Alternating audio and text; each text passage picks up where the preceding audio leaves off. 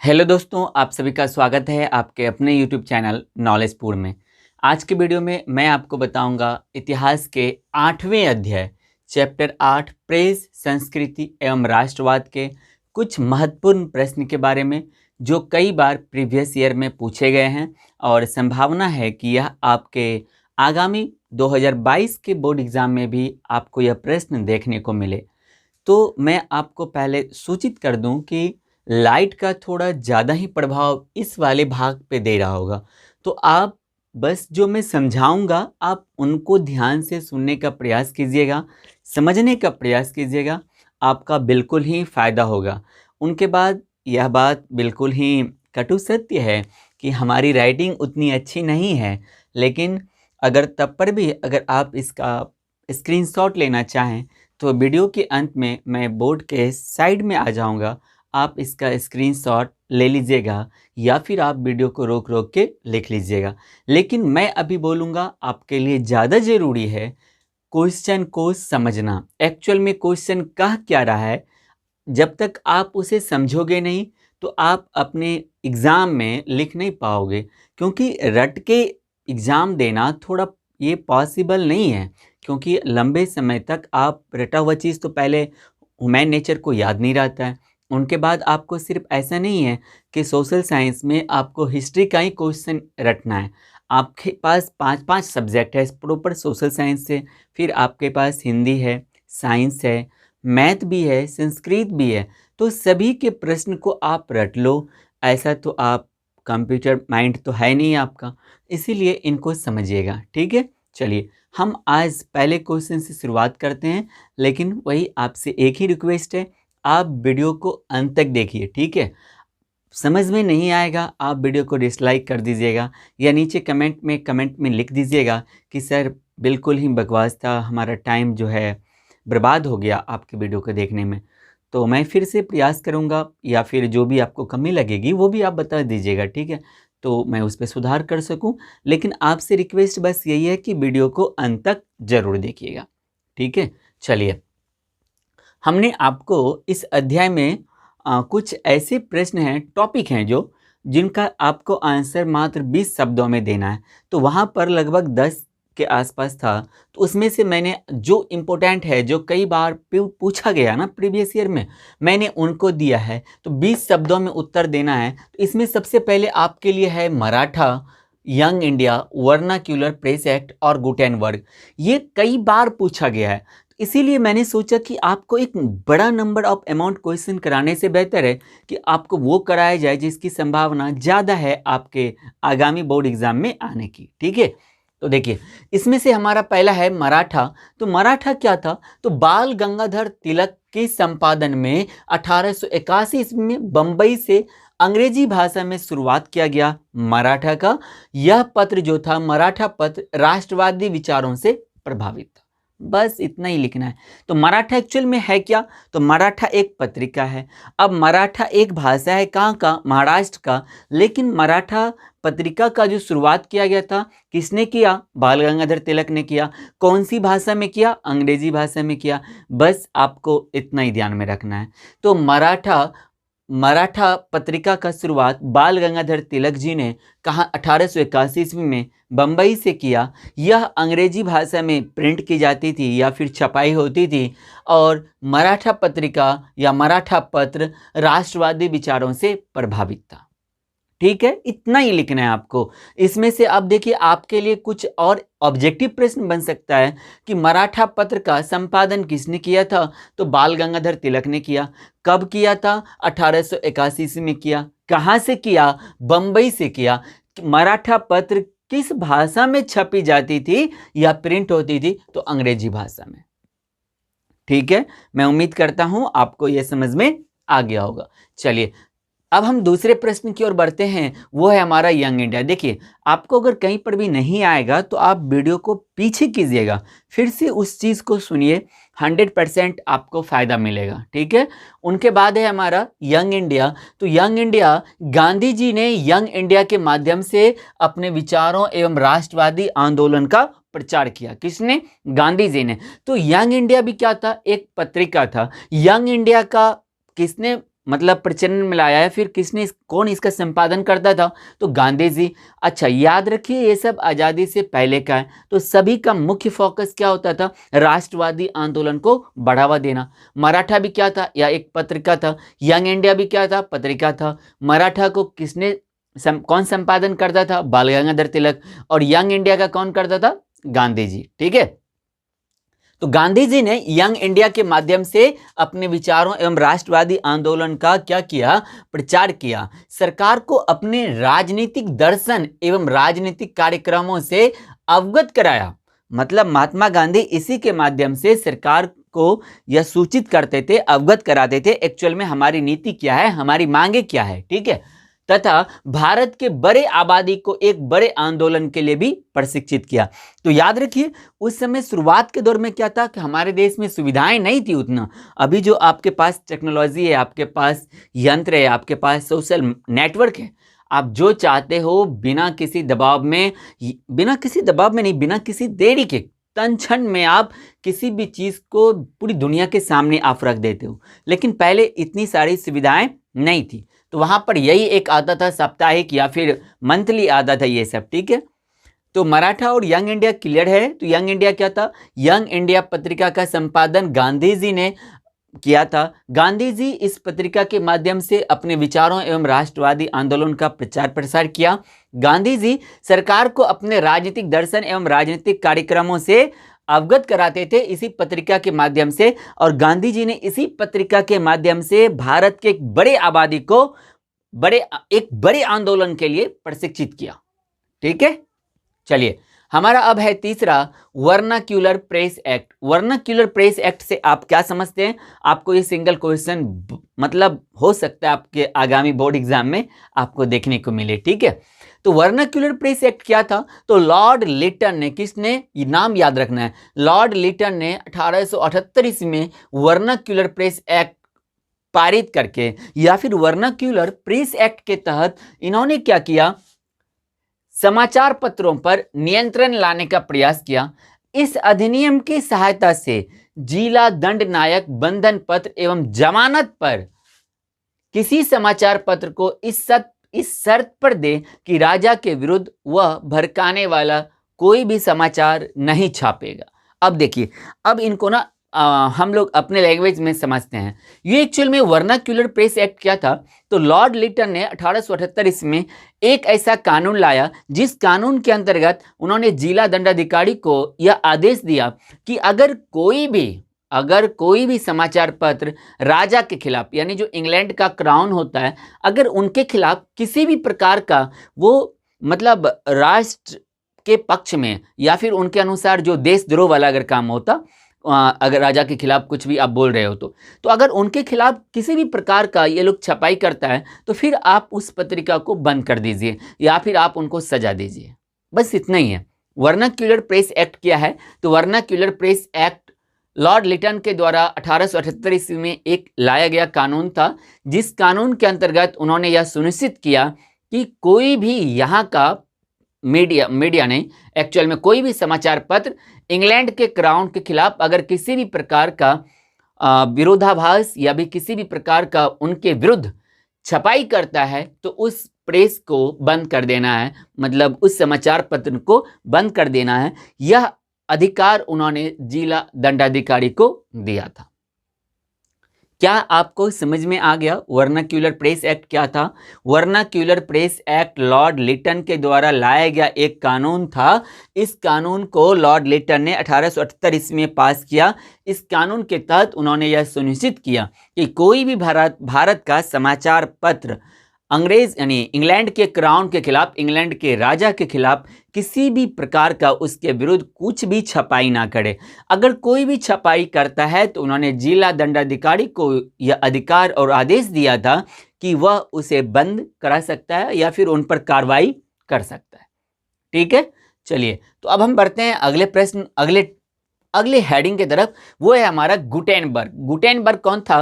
तो जर्मनी में जन्मे गुटेनबर्ग ने अपने ज्ञान एवं अनुभव से टुकड़ों में बिखरी मुद्रण कला के ऐतिहासिक शोध को संगठित एवं एकत्रित किया तथा टाइपों, पंच, मैट्रिक्स मोल्ड आदि बनाने पर योजनाबद्ध तरीके से काम किया। मुद्रण बनाने के लिए इन्होंने क्या किया, सीसा, टीन और विस्मित धातुओं से उचित मिश्र धातु बनाने का तरीका ढूंढ लिया। एक्चुअल में देखिए अब गुटेनबर्ग क्या, तो आपको क्या लिखना है, मान लीजिए ये सब आपको वहां याद नहीं रहेगा, भी नहीं भी रह सकता है, तो याद रखना है कि गुटेनबर्ग का जन्म जर्मनी में हुआ था। गुटेनबर्ग ने अपने ज्ञान एवं अनुभव से जो मुद्रण कला की जो व्यवस्था थी, मुद्रण कला की जो प्रगति थी, जो कई टुकड़ों में बिखरा हुआ था, इनको इन्होंने ऐतिहासिक, यानी गुटेनबर्ग ने ऐतिहासिक शोध को संगठित किया। मतलब उन सभी को जो थोड़ा बहुत, मान लीजिए थोड़ा सा किसी और ने कोई कार्य किया, थोड़ा सा किसी और ने किया मुद्रण कला के क्षेत्र में, तो इन सभी को इन्होंने एक संगठित करने का प्रयास किया, संगठित एवं एकत्रित किया तथा टाइप पंच को, मैट्रिक्स को, मोल्ड को आदि बनाने पर इन्होंने योजनाबद्ध तरीके से काम किया। एक सीक्वेंस में इन्होंने काम किया। किसने? गुटेनबर्ग ने। और मुद्रण बनाने के लिए गुटेनबर्ग ने सीसा, टीन और विस्मित धातुओं से एक मिश्र धातु बनाने का तरीका भी इन्होंने ढूंढ लिया। ठीक है, ये था गुटेनबर्ग। तो मैं उम्मीद करता हूं कि ये चारों का चारों, यानी मराठा, यंग पत्रिका, young India, vernacular press act और गुटेनबर्ग आपका क्लियर हो गया होगा। आपके लिए आज का नेक्स्ट क्वेश्चन है, इंक्विजिशन से आप क्या समझते हैं, इसकी जरूरत क्यों पड़ी? यह भी कई बार बोर्ड एग्जाम में पूछा गया, कई बार पूछा गया, या यूं कहें कि इस अध्याय का सबसे पसंदीदा प्रश्न है एग्जामिनर का यह। तो इंक्विजिशन क्या था? तो धर्म विरोधी विचारों को दबाने के लिए कैथोलिक चर्च ने इंक्विजिशन आरंभ किया, जिसके माध्यम से विरोधी विचारधारा के प्रकाशकों और पुस्तक विक्रेताओं पर प्रतिबंध लगाया। ठीक है, इसकी आवश्यकता इसलिए पड़ी क्योंकि छपाई से नए बौद्धिक माहौल का निर्माण हुआ एवं धर्म सुधार आंदोलन के नए विचारों का फैलाव तेजी से आम लोगों तक हुआ। अब देखिए, जैसा वर्नाक्यूलर प्रेस एक्ट ये भारत में था, तो उसी प्रकार से ये इंक्विजिशन क्या था? तो ये था धर्म विरोधी विचारों को दबाने का काम किया गया था। किसके तहत? इंक्विजिशन के तहत। तो धर्म विरोधी विचारों को दबाने के लिए कैथोलिक चर्च ने, किसने? कैथोलिक चर्च ने। धर्म विरोधी का मतलब क्या हुआ कि जो चर्च के खिलाफ किसी भी प्रकार का आवाज उठा रहा है या फिर चर्च के खिलाफ किसी भी धर्म का प्रचार प्रसार कर रहा है, दूसरे धर्म का, उसको दबाने के लिए इंक्विजिशन लाया गया था। तो धर्म विरोधी विचारों को दबाने के लिए कैथोलिक चर्च ने इंक्विजिशन आरंभ किया था, जिसके माध्यम से विरोधी लोगों को या विरोधी प्रशंसकों के विचारधारा और पुस्तक विक्रेताओं पर इन्होंने प्रतिबंध लगाया, क्योंकि वहां पर भी जो है बहुत सारे बुद्धिजीवी लोग वो पुस्तकों के माध्यम से, पत्रिकाओं के माध्यम से और सारे धर्मों का प्रचार प्रसार भी करने लगे थे। ठीक है, इसीलिए इंक्विजिशन लाया गया था। इसकी आवश्यकता इसलिए पड़ी क्योंकि छपाई से नए बौद्धिक माहौल का निर्माण हो गया, लोगों को नए नए धर्मों के बारे में जानकारी होने लगी, और धर्म एक्चुअल में लोगों का जीवन शैली से बढ़ के नहीं है, इन सब के बारे में भी लोगों को जानकारी होने लगी थी। और जो ये क्या कहते हैं, चर्च में जो वहाँ के कैथोलिक चर्च के द्वारा जो भ्रम फैलाया गया था लोगों के बीच में, उस भ्रम को भी बौद्धिक लोगों ने, बुद्धिजीवी लोगों ने स्पष्ट करने लगा था। तो लोगों को ये जानकारी होने लगी थी कि ये जो कैथोलिक चर्च है ना, ये एक्चुअल में हमें मतलब गुमराह कर रहा है ना, हमें दुनिया से कट करके रखा हुआ है, या फिर इन्होंने अपने धर्म को हम लोगों पर थोप दिया है, अपने धर्म को बड़ा चढ़ा के बोल रहा है। तो ये सभी जानकारी जो है उनको कहाँ से मिलने लगी? बौद्धिक जीवों, मतलब ये जो बुद्धिजीवी लोग थे, ये लोग जो अपनी पत्रिकाओं के माध्यम से, बुक के माध्यम से जो नई नई जानकारी लोगों तक पहुँचाने लगे, ये इसी वजह से इंक्विजिशन लाया गया था, ताकि इस प्रकार का कुछ भी ना हो। ठीक है, तो इंक्विजिशन समझ में आया? इंक्विजिशन क्या था बच्चा? धर्म विरोधी विचारों को दबाने के लिए कैथोलिक चर्च ने इंक्विजिशन आरंभ किया था, जिसके तहत या फिर जिसके माध्यम से विरोधी विचारों को या प्रशंसकों को और पुस्तक विक्रेताओं पर प्रतिबंध लगाने का कार्य किया।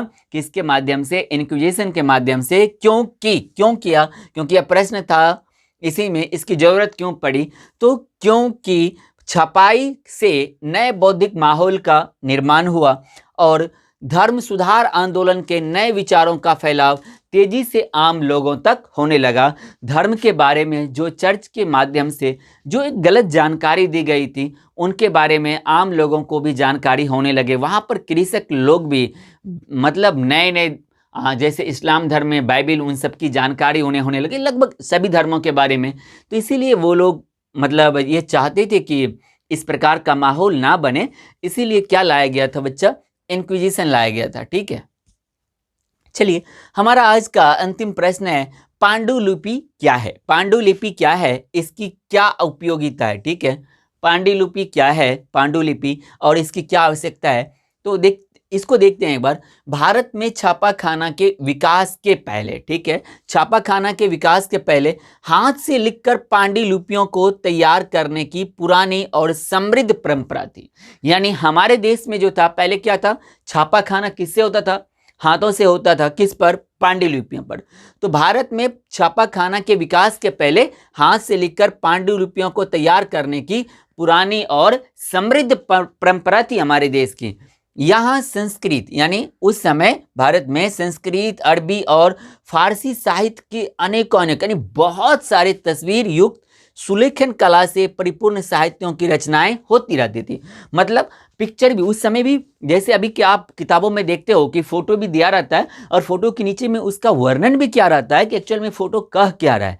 तो उसी प्रकार से उस समय भी जो है बच्चा, बहुत सारे तस्वीर युक्त सुलेखन कला से परिपूर्ण साहित्यों की रचना होती थी। पांडुलिपि वहां पढ़ी। इन्हें मजबूती प्रदान करने के लिए, यानी पांडुलिपियों को मजबूती प्रदान करने के लिए सजिल्द भी किया जाता था, उनके ऊपर कवर भी लगाया जाता था। फिर भी पांडुलिपियां काफी नाजुक और महंगी होती थी। ठीक है, पांडुलिपि क्या होता था बच्चा, बहुत ही ज्यादा महंगी होती थी। पांडुलिपियों की बनावट कठिन होने एवं प्रचुरता से उपलब्ध नहीं होने के कारण यह आम जनता के पहुंच से बाहर रहा। तो पांडुलिपि उतना ज्यादा आसान नहीं था कि कोई भी आम नागरिक पांडुलिपि पर कुछ भी लिखकर लोगों तक अपनी बातों को पहुंचा सकता था। यह थोड़ा टफ था। इसी वजह से पांडुलिपि इतना ज्यादा प्रचलन में होने के बावजूद भी यह आम लोगों के पहुंच से बाहर था। उसके बाद पांडुलिपि होता था बहुत ही ज्यादा नाजुक, इन पे सजिल्द भी किया जाता था ताकि मजबूत रहे, लेकिन इनके बावजूद भी इनसे कोई ज्यादा फायदा नहीं होता था। ठीक है, तो पांडुलिपि क्या है, इसकी क्या उपयोगिता है, ये मुझे लगता है कि आपको समझ में आ गया होगा। तो भारत में छापाखाना के विकास से पहले लिखकर कहां पर बच्चा, पांडुलिपियों को तैयार करने की पुरानी एवं समृद्ध परंपरा थी। छापाखाना से पहले, याद रखना है। ठीक है, यहाँ संस्कृत, अरबी एवं फारसी साहित्य की बहुत सारी तस्वीरें युक्त सुलेखन कला से परिपूर्ण साहित्यों की रचना होती रहती थी। इन्हें यानी पांडुलिपियों को मजबूती प्रदान करने के लिए इन्हें सजिल्द भी किया जाता था, लेकिन इनके बावजूद भी पांडुलिपियां काफी नाजुक और महंगी होती थी, क्योंकि यह आम लोग इन पे लिख नहीं सकते थे और इनका बहुत बड़े स्तर पर उत्पादन होता नहीं था। ठीक है, तो पांडुलिपियों की बनावट कठिन होने एवं प्रचुरता से उपलब्ध नहीं होने के कारण, प्रचुरता का मतलब बड़े स्तर पर, तो पांडुलिपियों की बनावट बहुत ही कठिन होती थी और ये आम लोगों के लिए उतना ज्यादा उत्पादन नहीं हो पाता था। इसी वजह से यह आम जनता के पहुंच से भी बिल्कुल ही बाहर रहा।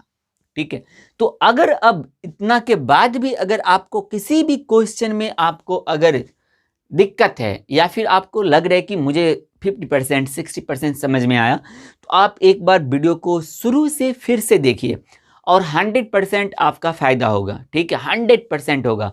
और अब आप मुझे बताइए कि इतना के बाद आपको कितना समझ में आया। आप नीचे कमेंट सेक्शन में जरूर लिखिएगा, क्योंकि मुझे देखिए, जो भी मैं ये करता हूँ ये आपके लिए होता है। अगर आपको इस मेरे वीडियो बनाने से अगर आपको फ़ायदा ही नहीं होगा तो फिर मैं वीडियो क्यों बनाऊंगा। या फिर आप मुझे सजेस्ट भी कर सकते हो कि सर थोड़ा सा आप ये बदलाव कीजिए, तो फिर हम लोगों को अच्छे से समझ में आएगा। तो मैं बिल्कुल वो बदलाव करना चाहूँगा, मुझे खुशी होगी आप लोगों की मदद करने में। मैं ये वीडियो आप ही लोगों के लिए बना रहा हूँ। अगर इनसे आपको फ़ायदा नहीं होगा तो फिर मैं बनाऊँगा नहीं, फिर मैं नए तरीके अपनाऊँगा। तो देखिए एक्चुअल में है क्या, वीडियो बनाना छोड़ देना वो एक सॉल्यूशन नहीं है। अगर आपके पास कुछ नए आइडिया हैं तो आप मुझे सजेस्ट कीजिए कमेंट सेक्शन में, हम उस पे काम करेंगे। लेकिन अगर आपको समझ में आ रहा है तो बिल्कुल ही आप मुझे खुशी होगी। तो लेकिन मुझे पता कैसे चलेगा? तो मुझे पता चलेगा जब आप कमेंट सेक्शन में कमेंट करोगे। आपको समझ में आ रहा है तो भी आप कमेंट कीजिए, आपको समझ में नहीं आ रहा है तो फिर भी आप कमेंट कीजिए। तो आप वहाँ पर अपनी समस्याओं को बताइए, मैं बिल्कुल आपकी समस्या पर एक सॉल्यूशन ढूँढने का काम करूँगा, ठीक है? तो मैं वीडियो के बोर्ड के साइड में हो जाता हूँ, आप इसका स्क्रीनशॉट ले लीजिए। तो मैं उम्मीद करता हूँ कि आपने इसका स्क्रीनशॉट ले लिया होगा। देखिए थोड़ा-सा रीडिंग मेरा उतना अच्छा नहीं है तो, लेकिन आप लिख सकते हो। अगर आप शुरुआत से वीडियो फिर से आप देखोगे, जैसे-जैसे मैंने समझाने का प्रयास किया, आप उसी को आप लिखने का प्रयास कीजिए अपनी भाषा में। आपको बिल्कुल ही लंबे समय तक याद रहेगा और आप अपने बोर्ड एग्ज़ाम में लिख भी लोगे, ठीक है? क्योंकि ये सारी की सारी लगभग किताब की भाषाएँ हैं। तो प्रयास कीजिए, आपको जो समझ में आया उनको आप अपने शब्दों में लिखने का प्रयास करना है। तो आपको डेट और जो उससे संबंधित व्यक्ति है, जो कार्य है, बस उतना ही याद रखना है, बाकी बहुत ही ज़्यादा आसान है। तो अगर आपको यह वीडियो अच्छा लगा तो इस वीडियो के लिंक को आप अपने दोस्तों के साथ, आपके रिश्तेदार में जो भी भाई बहन पढ़ रहे हैं उनके साथ शेयर ज़रूर कीजिएगा। अगर आप सोशल नेटवर्क यूज करते हैं फेसबुक, व्हाट्सएप, तो आप व्हाट्सएप पर इस लिंक को भी शेयर कर सकते हैं। इनसे बहुत सारे लोगों को फ़ायदा होगा। कोई ये मैं आपको भोजपुरी गाना या मैथिली गाना या किसी प्रकार का एंटरटेनमेंट वाला मैं सजेस्ट नहीं कर रहा हूँ कि आप इसको शेयर कीजिए, और लोग उसको खुशी-खुशी करते हैं। आप तो एक एजुकेशन का वीडियो शेयर करोगे तो जो भी देखेंगे वो आपको गलत नहीं, एक्चुअल में बुद्धिजीवी समझेंगे, क्योंकि आप इस तरीके से समाज में आप बुद्धि का ही विस्तार कर रहे हो। इनके साथ ही अगर आप फेसबुक यूज करते हैं तो वहाँ पर भी इसके लिंक को शेयर कीजिए और अपने दोस्तों के साथ टैग जरूर कीजिएगा। हम मिलेंगे अगले वीडियो में, तब तक के लिए जय हिंद, जय भारत।